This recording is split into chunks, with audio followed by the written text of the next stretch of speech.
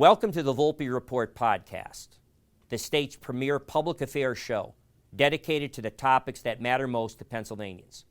I'm your host, Chuck Volpe. Join us now as we speak to this week's guest. The following half-hour show is a paid political program and is not endorsed by this station, management, or staff. The following program is sponsored by Excalibur Insurance Management Services. Welcome to this week's Volpe Report.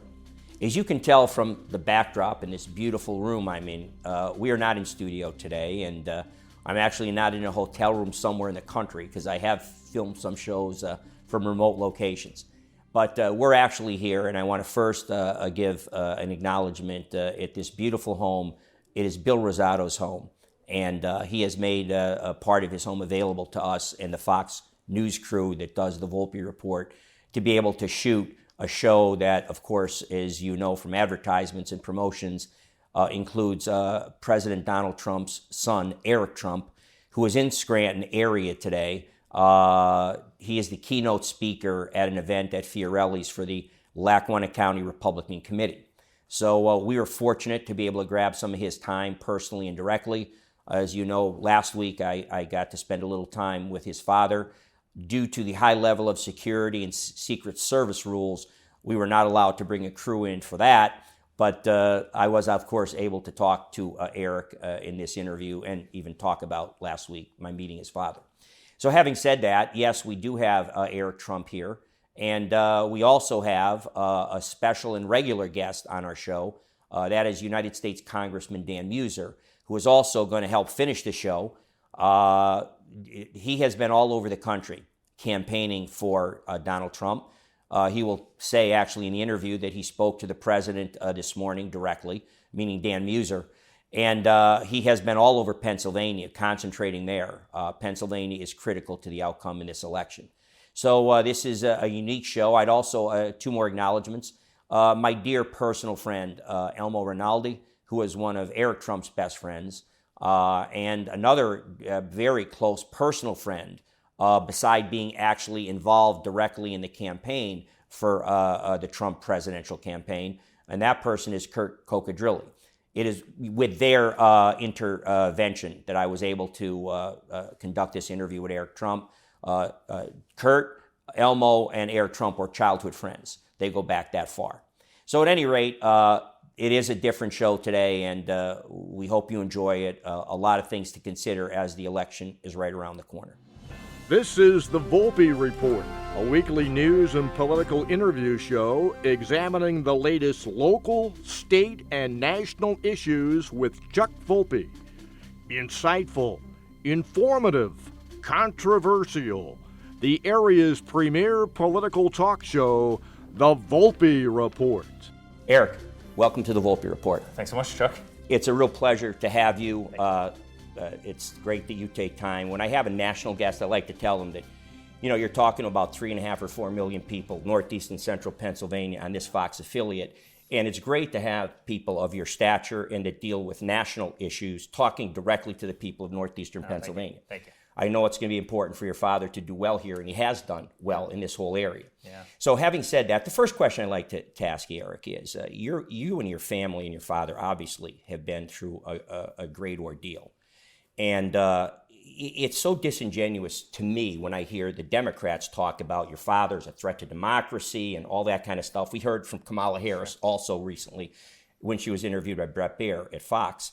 But having said all that, how is your family able to deal with the trials and all of these scurrilous accusations? There's been 2 now assassination attempts. It's rather amazing to me that the resilience not only of your father, the former president, but of you and Don Jr. and your family generally dealing with that. So, listen, Chuck, I'm not sure if we have a choice. And you're right. I mean, from the second he came down that escalator, they've gone after him viciously, right? I mean, the dirty dossier, the Russia hoax, they tried to impeach him twice. They went after his Supreme Court justices mercilessly. I have 111 subpoenas that have been filed against me. I've never gotten a traffic ticket, right? And they came after me for doing absolutely nothing wrong, right? And they raided his house. They raided Melania's closet. They went after Barron. They pulled him off the ballot in Colorado. Then they tried to pull him off the ballot in Maine. It had to go to the Supreme Court. Then they weaponized every AG and every DA in the country, right? And I mean, game after game, nonsense after nonsense, and and then literally he was obviously shot at and hit in Butler, and somebody tried to kill him in Florida, and then you see the recent one in California where thankfully they foiled that ahead of time, and he's got state actors that are after him. I guess the answer to your question is you just got to be tough, right? I mean, you just have to be tough. I don't think we ever would have realized that politics was as evil as it truly is, as dangerous as it is. They've literally and figuratively shot at him every single day since he came down that escalator. And my father's there. He's the last person that needs his job, but he wants to save this country. He wants to save this republic. I mean, our country is in steep decline right now. Everybody knows it. Everybody feels it. You can't go to the grocery store without paying 3 times as much as when my father was in office. I mean, look at mortgage rates, and good luck trying to refinance a home right now with 8% mortgage rates versus 2.5% under my father. The cost of fuel, by the way, which is egregious in Northeast Pennsylvania, where you've got, and just in Pennsylvania in general, where you've got more fuel than pretty much any state in the world. I mean, it makes Saudi Arabia envious how much natural gas we have in this state, and yet we have fuel costs that are astronomical. It doesn't make any sense, right? Auto insurance, home insurance, utility bills. I mean, everything is unaffordable in this country, and people haven't gotten a raise in a 4-year period of time. And so, listen, as a family, we go out there and fight because we love this nation and we want to restore red, white, and blue. And our country has serious problems, and that's going to change. Help is on the way, but that's going to change. Well, I hate to overstate it and be overdramatic, but other people have said that, to me, there is clearly an existential threat. And it's not from your father or your family or the Republican Party. It's from the National Democratic Party. They also try to kick him off ballots. They have used censorship. They have used coercion. I had the pleasure of interviewing Tulsi Gabbard last week. I said to her point blank, I said, you would seem to check every Democratic woke box. I mean, a woman of color, Democratic leadership, vice chair of the DNC, Democratic candidate for president. And they gave her effectively ultimatums that you either toe exactly the line or we'll cast you out. We'll primary you. And she did the one better. She said, the hell with you, I'm leaving. And she left the Democratic Party.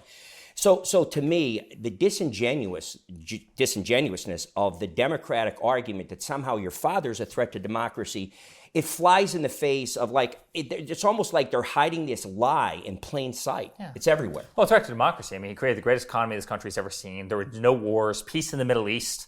The Abraham Accords, the greatest ally, the greatest relationship ever with Israel, right? I mean, look at the relationship he formed with countries that we were probably going to go to war with, including North Korea and others. Everybody respected the United States. But I mean, getting back to your first point, it's under my father. It's the Democratic Party has left guys like you and frankly even like us a long time ago. I mean, if you think about men my height swimming in women's sports, I would say that Pennsylvania Democrats aren't exactly into these things. When you look at Kamala Harris's interview last night, which is, Kamala, will you continue to pay for, transgender sex surgeries for illegal, incarcerated immigrants? Using tax dollars. Using American tax dollars. Right. I will follow the law, Brett. I will follow the law. No. Will you pay for sex surgeries for illegal incarcerated inmates? Yes, sir, I will follow the law. No, the answer is no. The answer is that is our smallest priority when it's not even a priority, but when you have an educational system in this country that's ranked 30th in the world, we should be number 1 with education. When everything else is under attack, when people can't afford to go to Disney World anymore, when people can't afford to live their lives, when they can't afford groceries, when they can't afford their utilities. Chuck, you've got 25% of people in this country who are late on their electrical bill. I mean, think about that. You've got the highest credit card debt ever. America has become totally unaffordable, and then you have Kamala Harris, going out there talking about how, again, sex change surgeries for illegal immigrants should be paid for by taxpayers. These people aren't serious. They're not serious individuals, and I think that's why my father has the momentum that he does right now. I think that's why he's doing as well in the betting odds as he is, and people want to just common sense restored back to this nation. They just want common sense to prevail, and there is no common sense on the other side. We're not winning at anything we do. Right. Well, one of the dangers, Eric, I just read recently an editorial in the Washington Examiner, and it reminded me of a conversation I had with Speaker Mike Johnson when he was here. And I asked him, and this editorial actually touched on, I said, What's the end game, Mr. Speaker? By letting all of these 10 million, 12 million illegals and then releasing them into the country instead of remaining in Mexico as your father had done while they're going through the process to legalize. And the second part is she now has a plan to grant all of them amnesty. And he said something interesting, and this editorial also touched on it. There is an end game strategy. What they want to do with amnesty is to legalize them so they can register them to vote. And they're going to push them into the swing states and thereby guarantee forever one-party rule, because if they control all those 7 swing states, we won't have a Republican president in my lifetime, in my children's lifetime. Well, there's a second part to it. I mean, obviously they want them to register to vote, but they also want to change the national census, right? There's no question about that, because the census reflects not only citizens of this country, but everybody that's actually in this country. And if they can push 500,000 people into a district, guess what? You can pick up another congressional seat, and you can take that away from another, call it red district. Right. And so they're playing with the map. They're playing with the map not only in terms of having, a new group of people be able to vote, but they're also trying to play the census game. There's no question about that. And I find that part of the interview last night with Bret Baier just, a couple days ago, is so disgusting. Do you support, having a real border? Well, yes, I will be very tough on the border. And I'm sitting there saying, okay, you flew 320,000 illegal immigrants and planes into airports all across the country that landed at 2 o'clock in the morning, including Scranton, right? That landed at 2 o'clock in the morning and left them at 320,000. You know how much money that cost, by the way, to fly 320,000 people in 737s and land them? That was on taxpayer dollars. You stopped building the wall. You had 92 executive orders that my father put in place that you overturned day one. They literally, and I said this on Bret Baier, I said this about the Bret Baier interview, they had steel slats. My father built 600 miles of wall. They had steel that was laying there. All I had to do, it just had to be picked up and erected.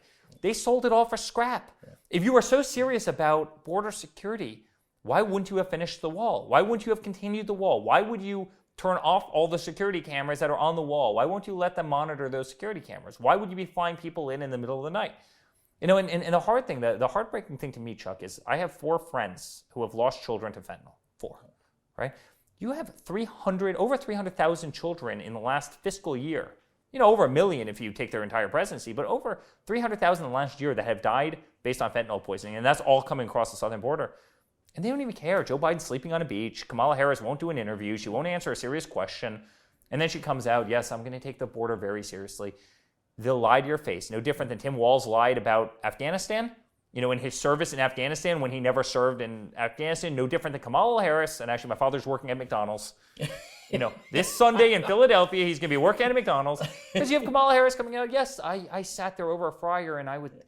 grease, yeah. The sweat would be coming down. And it was a lie. It was all a lie. These people are willing to say anything. No different than, by the way, drilling. She's totally against, she's against fossil fuels. And then she comes out because she realized how unpopular that is in Pennsylvania. And yes, I very much believe in fossil fuels. Yeah. These people are willing to do and say anything. And every Americans understand it. Americans see it. Americans see how disingenuous it is. And so it reminds me, I'm older than you, so I remember growing up the Brady Bunch. And they had a wonderful episode where Jan, the middle overlooked sister, was always compared to her beautiful older sister, Marcia. And there was that famous line, she finally blew and had enough, and she said, Marcia, Marcia, Marcia. Well, I think you guys should do a commercial that has Kamala Harris saying Trump, Trump, Trump, sure. and put that up next to it so they make the connection. Well, you saw that it's ridiculous. You saw that in this interview. They asked her, Kamala, why did you lie about Joe Biden's cognitive state? You lied every day for a 4-year period of time. Why did you lie? Weren't you disingenuous with it? Everybody sees his faculties. His faculties aren't there. God bless. Well, I'll probably be there at some point as well. But you lied to the American people. You said he was incredibly sharp and he was very with it. And everybody saw that he wasn't. Why did you lie? Well, Donald Trump is a bad... Stop. This is literally their go-to. And you brought up Iran before. Let's not forget that Barack Obama gave Iran $150 billion, including $1.8 billion in cash that they flew over in planes to Tehran, right? And now they're using all that money to launch missiles at our greatest ally in the region, Israel. That the whole region has completely become destabilized, whereas Iran under my father was bankrupt. He went around to every country in the world and said, listen, you buy oil and gas off of Iran, you don't get to do any business whatsoever with the United States. You kind of pick your trading partner.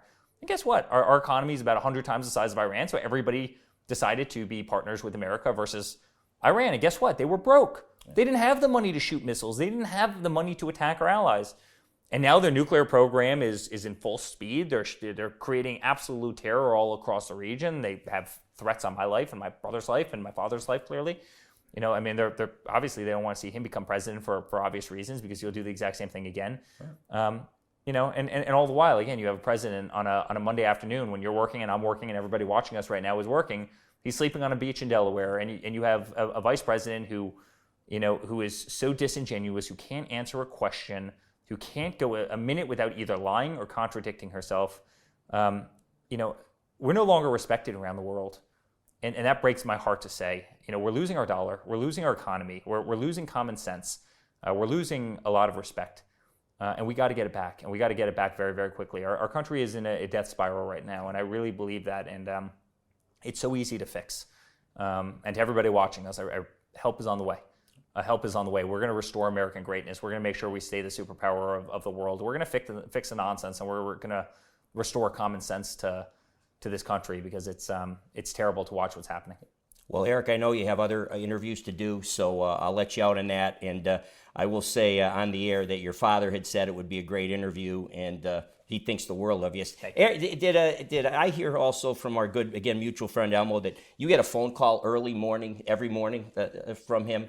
Yeah, that's pretty neat. I get a lot of early morning phone calls. I get a lot of super late night phone calls. And sometimes he tries to trip me up. Honey, are you awake? I'm like, I'm speaking to you, so obviously I'm awake. Okay, I just wanted to make sure you weren't sleeping, and then I'll get it at like 5 o'clock the next morning. Honey, are you awake? I'm like, this is getting a little old, Dad. Right. But he's Chuck, he's working so hard. The guy's incredible. I mean, it would have been so much easier for him just to pack it in, live in Mar-a-Lago, have the greatest time, spend time with his grandkids, my kids who adore him, go out, live an incredible life, right? Instead, he's out there working, 20 hours a day. He just never stops. The guy his energy is contagious. He's a phenomenal person. He cares about this country so much. And he's one guy that I think in modern politics, where he gets nothing out of this. Absolutely nothing. I mean, Obama gets the nicest house in Martha's Vineyard, right? From community organizers. My father's only gone the opposite way. The Clintons are billionaires. Oh, yeah, of course. They've done pretty well with their public service. Of course they are. My father just wants to save this country. He just wants to save this nation, and we're going to do it, and we're going to do it again. We're going to make America great again. Eric, thanks so much for your time. Thanks so much. And Godspeed for the election. Thank you. Yeah. Thank you. Again, Eric Trump, and we are going to. The rest of the show will be with Republican Congressman Dan Meuser, who is out stumping for President Trump all over the country and all over Pennsylvania. So he'll be our follow-up guest. We'll be right back after this message. Now there's more places you can see the Volpe Report. Watch every Sunday morning at 10:30 a.m. on Fox 56. Or watch on YouTube at the Volpe Report. More ways to watch. Still the same premier public affairs show dedicated to the topics that matter most to Pennsylvanians. Dan, welcome to the Volpe Report. Chuck, always a pleasure. Welcome back.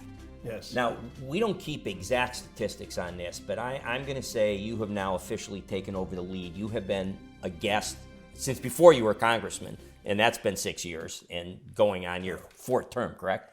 Where did that time go? Yes, where did that time go? And I'm honored. Thank you. Being on a show with you has been great to provide the information, but just to be with you. You're a consummate professional. Well, thanks, Dan. Appreciate that. But let's get back to you. You have had what I'll call it, from my massive amount of experience since I was 12-year-old, going door to door, and my father ran for the House of Representatives of Pennsylvania. But in all that time, I'm going to say you have had one of the more unusual cycles this year from an election standpoint. You have done such a great job. You have been accorded a great honor of having what's considered an extremely safe seat. I don't know how many percentage points you won by, but it was 2 years ago, but one of the largest margins, I think, in the country, nationally. So you only have token opposition. So you have spent the last couple of years, we have had discussions and debates, but you were one of the first to, after the 2020 election, to kind of literally get back in the saddle for President Trump. As you're aware, you're doing the second half of the show because Eric Trump just left. And he just gave some remarks, which we took a break for. But, he had talked, and a few other people, Kurt Cocadrilli, who's been very involved all the way back since Eric was a boy. He's close to the Trump family. that they never literally kind of stopped. Like they went right into the president made clear that he was going to run again. And you were one of the first ones of note to come out as a national figure, as a national United States congressman, and immediately throw your support behind President Trump, and took a tremendous amount of heat, pressure, press, not good, not that you did anything, but the fact that you were staying loyal to the former president. So talk about how that all took place, why you were one of the first ones, and why you have been such an important part of his campaign in 2024. Well, I appreciate that very much. You know, my first term, I was with President Trump was in the White House, and it amazed me how many times a first termer was invited to the White House. He put me on his trade work group. They brought me into the Situation Room a couple of times. I sat in a makeshift or a minimal cabinet meeting, and he was about getting things done. He would, if you needed a meeting with one of his secretaries, you would have it. If you needed some sort of regulatory improvement for your district, he would say, call these numbers. Now, we also had Nancy Pelosi that came in right then. You know, President Trump actually thought he was going to be able to get along with Nancy Pelosi. And frankly, she wanted nothing of it. And that's, I had a first row seat for this. And I saw how, I mean, he offered to do a transportation bill, wanted nothing of it. We were lucky we got USMCA passed. She had so much pressure on her. Honestly, some of that USMCA, what was that? The U.S.-Mexico trade agreement, the improvement, yeah. So that was important. And so I saw how strong of a president he was, how the results of his policies, what they delivered to a strong economy, strong national security, energy policy that was fantastic. His trade plans were working out. There was peace throughout the world. ISIS was eliminated. The border was secure. I mean, it was. He had a high sense of urgency. You know, as a business person for almost 25 years, I just really appreciated the type of president. Not that I saw others up close. How he was getting things done. And, you know, I went to Biden's inauguration, okay? I was there. I heard him talk about being united and everything else. Not many Republicans went to it. I wanted to go and hear what he had to say, and I gave him a chance. I was not rooting against him, but he failed miserably. Day one, they killed the Keystone Pipeline. They didn't want to, the excessive levels of spending that took place, the shutdowns on American energy. They did everything wrong. And then Afghanistan, and then you know the list just went on. What they did to our border. Well, day one, just to interject here, we heard literally just this past night on her interview with Bret Baier at Fox News that the first thing she said we did, beside cancel the Keystone Pipeline you referred to, is undo all of Trump's border restrictions. That kept this country safe in an organized process for immigration. They wiped all of it out. They opened the border doors, and in came the flood. He had telegraphed it, meaning Biden. Yeah. Well, she's still saying that was the first order of business. That's the first thing they did. Yeah. And I'll also add this. We were just listening to Eric Trump speak, okay? The most humble, nice guy, right? Clearly, I mean, you know, brought up well. He's in his late 40s or whatever he is. He's not a kid. But articulate, common sense, straightforward. There was nothing phony about him. He wasn't overstating anything or talking about things in any sort of exaggerated way or lying or masquerading as someone that he wasn't. Okay, to me, that's who Harris and Waltz are. I mean, it was straightforward. It was common sense. Who would disagree with what he was laying out? And you know what? And that's what President Trump will bring back to this. I do think character matters, and I've gotten to know the man, and he's got excellent character. And as Eric said, you might see a couple of tweets that you don't appreciate here and there, and a couple of comments here and there, and some sarcastic remarks. But look what you do get. You get a strengthening country. You get an economy that works for everyone. You get our allies paying up for NATO. We don't have to spend $200 billion in a Russia-Ukraine war. The Middle East was stable. We had the Abraham Accords. There's so much that can get done that just makes sense for America, for the world. And, you know, when you call that America first, you know what? It might be America first, but it includes everybody else, too. Of course. You know, a couple of points there, Dan. One, you're talking back to Eric. anybody that counts among his closest friends and made specific references to hanging out with, as a 13-year-old, young boy, hanging out with the likes of Kurt Cocodrilli, Elmo Rinaldi, personal friends of mine, and I'm sure yours, says something a lot. Like that, there's an immediate equation of how grounded and humble, because obviously when Eric was 13, his father was still Trump and a billionaire and all that.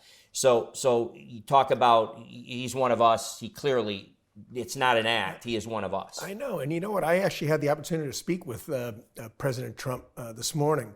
I called when he picked up the phone, and I told him, Eric, we were going to be with him today. And he just loves his son so much. It's so wonderful to just hear. He's like, oh, my boy, I got to get going, but I got to talk about him. He's going to come up. You guys aren't going to have any problem. He's going to do a great job. He loves Pennsylvania. You know, his buddies up there, everything else.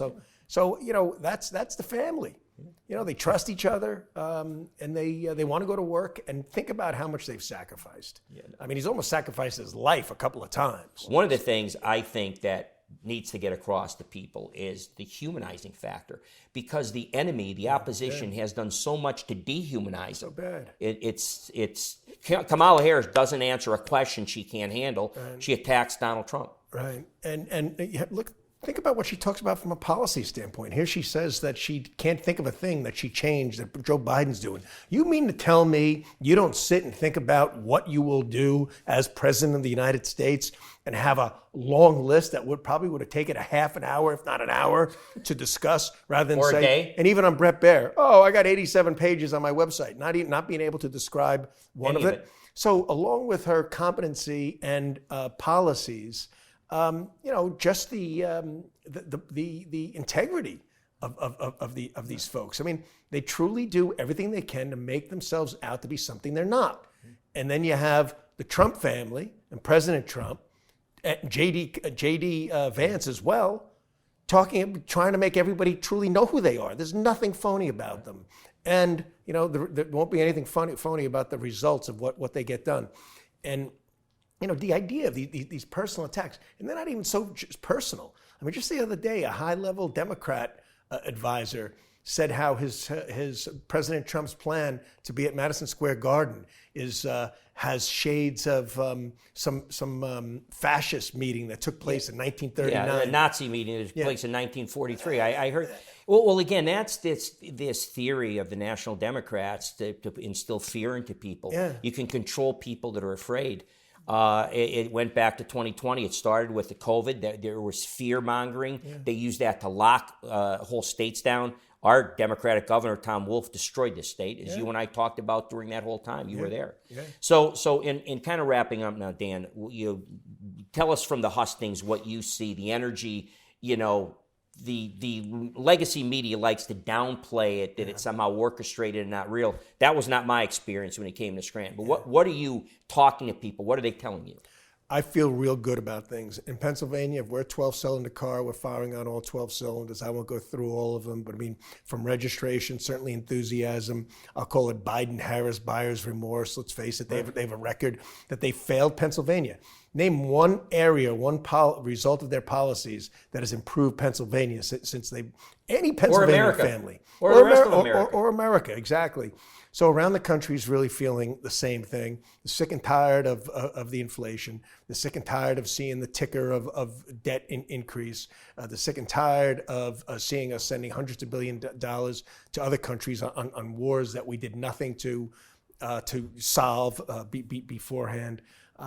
They want to change. The only one that's offering hope is President Trump. The only new direction, the correction, is only going to come from President Trump, and he's proven that he's done it before. We'll be back next Sunday with another high-level guest as we steamroll into November 5th. Thanks for watching. Thanks for joining us for this edition of the Volpe Report podcast. Be sure to visit our YouTube and Facebook pages for upcoming episodes. You can catch up on the Volpe Report podcast on your favorite podcast provider.